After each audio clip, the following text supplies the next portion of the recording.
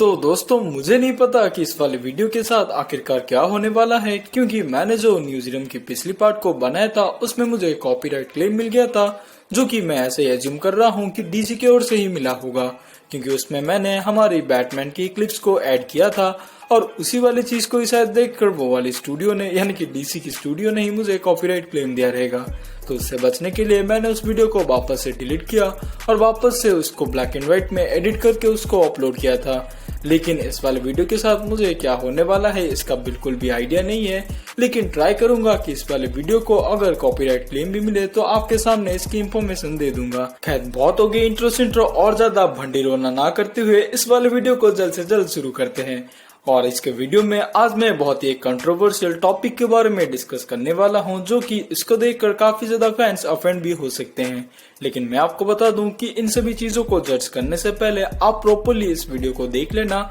उसके बाद ही आप आपकी राय देना। खैर इस वाले वीडियो को जल्द से जल्द शुरू करते हैं बिना आपका कोई भी वक्त जाया करते हुए। तो इस वीडियो में हम ऐसे 5 पॉइंट्स को डिस्कस करेंगे जिसमें हम इस चीज को फिगर आउट करने की कोशिश करेंगे क्या आखिरकार बैटमैन का कैरेक्टर काफी ज्यादा बोरिंग होता हुआ जा रहा है। तो पहले पॉइंट के बारे में जल्द से जल्द बात करते हैं, यानी कि सुपर हीरो बैकग्राउंड के लिए। इस वाली चीज को मैं आपको समझाने के लिए ऐसा एक आइडिया दूंगा कि अगर एक नॉन कॉमिक बुक फैन इस वाले मूवीज को देखता है, यानी कि बैटमैन के फ्रेंचाइजीज की मूवीज को अगर देखता है तो उसको ऐसा ही लगता है कि बैटमैन असल में एक सुपर हीरो है। लेकिन हम सभी को पता है कि बैटमैन की शुरुआत असल में एक डिटेक्टिव की तरह ही हुई थी, लेकिन फैंस का सपोर्ट जब इसको मिला था तो डीसी के कॉमिक्स में ही यानी कि डिटेक्टिव के कॉमिक्स में ही इसको एक सुपर हीरो का दर्जा दिया गया था। लेकिन जब पहले पहले फैंस इसको देखते हैं तो इसके बैकग्राउंड को देखकर लोग ऐसे ही सोचते हैं कि ये असल में एक सुपर हीरो है। लेकिन सुपर हीरो होने के बावजूद भी हम सभी को पता है ये वाला जॉनरा काफी ज्यादा डिटेक्टिव या फिर बहुत ही ज्यादा मिस्ट्री सॉल्विंग की तरह ही मूवीज होती है, जिसके बैटमैन के पोर्ट्रेल को यानी कि कॉमिक बुक का जो एग्जैक्ट बैटमैन था हमने उसको रॉबर्ट पैटिंसन के जरिए ही देख लिया था, जिसने की हमको कॉमिक बुक का ही एक प्रॉपर बैटमैन का पोर्ट्रेल दिया था। और पुराने बैटमैन की मूवीज को आपने अगर देखा होगा, यानी कि माइकल कीटन वाले बैटमैन की सीरीज को आपने अगर देखा होगा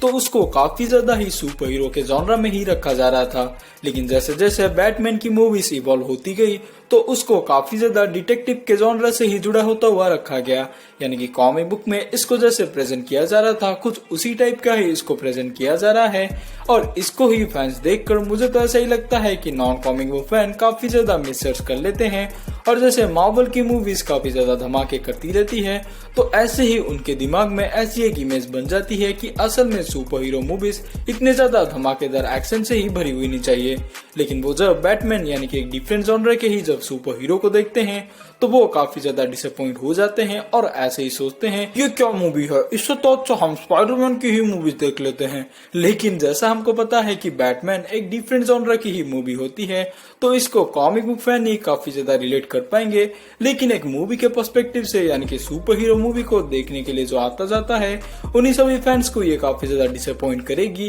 क्योंकि बैटमैन का जॉनरा काफी ज्यादा डिफरेंट लेवल का है। तो इसी के साथ ही बात करते हैं सेकंड पॉइंट के बारे में, यानी कि स्टोरी के बिल्डअप के बारे में, जिस चीज को मैंने थोड़ा सा फर्स्ट पॉइंट में छेड़ा था, लेकिन उसको यहाँ पर विस्तार से बात करते हैं। जहाँ पर मैं आपसे बात कर रहा हूँ एक सुपर हीरो की स्टोरी को जैसे बिल्डअप करा जाना चाहिए, उससे इसकी मूवीज काफी ज्यादा डिफरेंट होती है, या फिर बैटमैन की स्टोरी लाइन्स काफी ज्यादा डिफरेंट होती है। जहाँ पर हमने अक्सर जैसे देखा है किसी चीज को छूने के बाद या फिर किसी चीज को ही हासिल करने के बाद या फिर कोई दूसरा ही गॉड आता है जो कि एक सुपर हीरो को पावर दे देता है, लेकिन इसके केस में इसकी स्टोरी काफी ज्यादा डिफरेंट है। जहाँ पर मूवीज की अगर बात भी करें, यानी कि कॉमिक बुक में इसकी जैसी ओरिजिन थी उसको भी साइड हटाकर सिर्फ मूवीज के पर्सपेक्टिव से अगर हम देखें तो बैटमैन की स्टोरी काफी ज्यादा डिफरेंट होती है। यानी कि मैं बात कर रहा हूँ एक मूवी को जैसे बिल्डअप किया जाता है। सिंपल शब्दों में आपसे कहने के लिए मैं बात कर रहा हूँ कि बैटमैन की इस मूवीज को असल में जैसे बिल्डअप किया जाता है,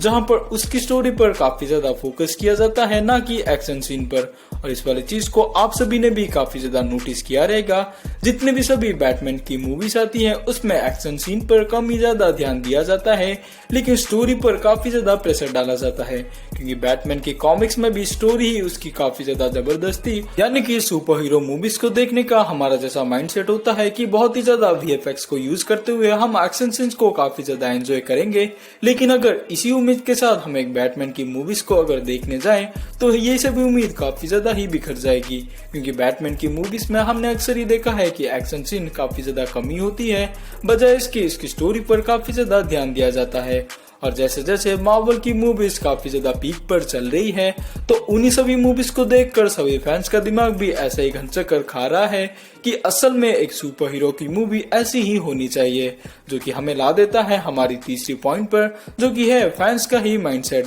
और इसी वाले पॉइंट को भी हमने फर्स्ट पॉइंट में थोड़ा बहुत छेड़ा था, लेकिन यहाँ पर पूरा विस्तार से ही बात करते हैं, जहां पर मार्वल की मूवीज जैसे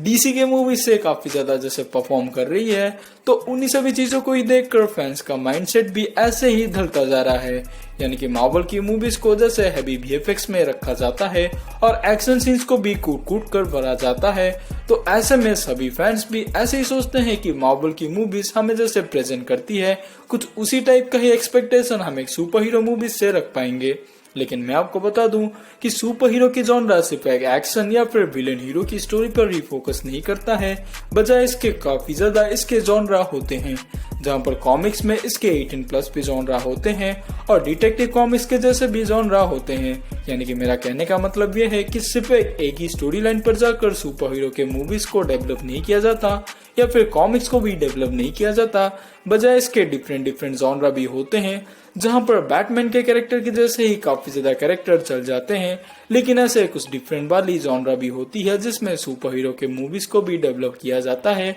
लेकिन वही सभी चीजें काफी ज्यादा फेल हो जाती हैं। और बैटमैन के केस में भी सेम यही चीज होती जा रही है, जो कि हमें लाकर खड़ी कर देती है हमारी ही फोर्थ पॉइंट पर, जो कि है कंपैरिजन का शिकार होना। यानी कि हम सभी को पता है कि बैटमैन का कैरेक्टर भी काफी ज्यादा सिमिलर है आयरन मैन के कैरेक्टर के साथ, और इसीलिए ही आयरन मैन के कैरेक्टर से काफी ज्यादा इसको कंपेयर किया जाता है। और इसी कंपैरिजन के शिकार में ही हमने जैसे थर्ड पॉइंट में बात किया था कि लोगों का माइंडसेट काफी ज्यादा चेंज हो जाता है, और हम सभी को पता है और हम इस फैक्ट को भी डिनाई नहीं कर सकते कि बैटमैन का कैरेक्टर असल में कॉमिक बुक्स में और मर्चेंडाइज सेली में काफी ज्यादा ही हाई था, लेकिन आयरन मैन का कैरेक्टर इसके आसपास भी नहीं था। लेकिन अगर मूवीज की बात करें, जो कि आज के जनरेशन में मूवीज ही सभी चीज को डिफाइन करती है, तो ऐसे में बैटमैन का कैरेक्टर इतना ज्यादा फेमस होने के बावजूद भी आयरन मैन के कैरेक्टर से नीचे ही गिना जाता है। और ऐसे ही कंपैरिजन का शिकार होने के कारण ही बैटमैन का कैरेक्टर काफी ज्यादा नीचे जाता हुआ जा रहा है, यानी कि फैन फॉलोइंग में।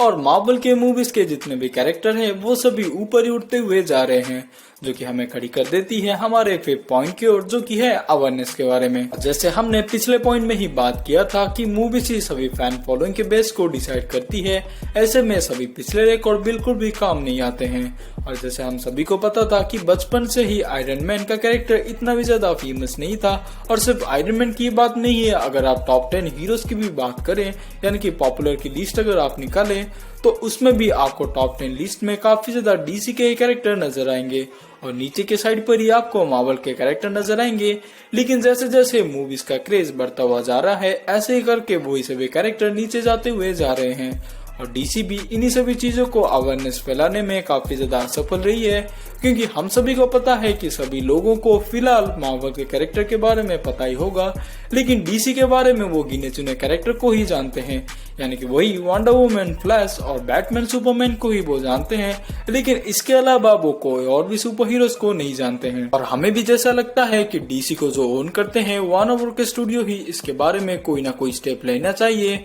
तो वो इसके ही उल्टा ही काम करते हैं। जहां पर आप सभी को पता ही होगा कि डीसी के भी कैरेक्टर काफी ज्यादा नए नए इंट्रोड्यूस होते रहते हैं, और हम थोड़ा ही अगर किसी कैरेक्टर से कनेक्टेड फील करने लगे तो तुरंत बाद ही डीसी उस वाले कैरेक्टर को रिबूट कर देती है और एक नए एक्टर को कास्ट कर लेती है, जिन सभी चीजों को हमें काफी ज्यादा डिसअपॉइंट सी फील करती है, जैसा कि हमने बैटमैन के केस में ही देखा है। और डीसी को भी अपनी इस गलती को सुधारने के लिए कोई ना कोई एक्टर पर तो ट्रस्ट दिखाना ही होगा, जैसे कि मुझे काफी ज्यादा रॉबर्ट पैटिंसन के बैटमैन में पोटेंशियल लग रहा है, तो मुझे लगता है वो इनके कैरेक्टर पर काफी ज्यादा भरोसा जताना चाहिए और मार्वल जैसे अपने कैरेक्टर के अवेयरनेस को फैलाने के लिए उसकी एक फैन बेस को डेवलप करता है। यानी कि सिंपल शब्दों में कहूँ, कम से कम जो वो 10 साल के लिए एक कैरेक्टर को प्लानिंग करता है, कुछ उसी तरह ही डीसी को भी करना चाहिए। यानी कि किसी एक कैरेक्टर पर तो इतना भरोसा जताना होगा जहाँ पर वो 10 साल तक उसके कैरेक्टर को खींच पाए, और यही सभी फॉलो करके जो बैटमैन का चार्म थोड़ा बहुत सा डल हो गया था उसको वापस से रिडीम किया जा सकता है।